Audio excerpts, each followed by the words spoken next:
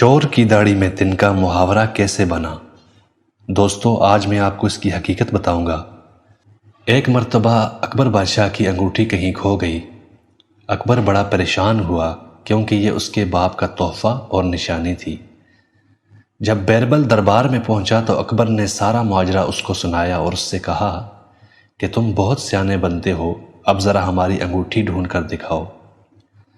بیربل بولا، جہاں پناہ آپ فکر نہ کریں، آپ کی انگوٹھی ابھی مل جاتی ہے۔ آپ کی انگوٹھی دربار میں ہی موجود ہے اور کسی درباری نے اسے اپنے پاس چھپایا ہوا ہے، اور یہ چور درباری وہ ہے کہ جس کی داڑھی میں تنکا اٹکا ہوا ہے۔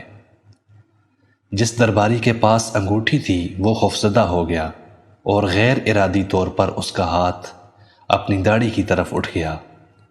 بیربل کی تیز نگاہوں نے فوراً اس درباری کو بھانپ لیا اور اس کی طرف اشارہ کر کے بولا کہ جہاں پناہ یہی وہ چور ہے جس کے پاس آپ کی انگوٹھی ہے۔ چنانچہ اس کی تلاشی لی گئی۔ تلاشی لینے پر انگوٹھی برآمد ہو گئی۔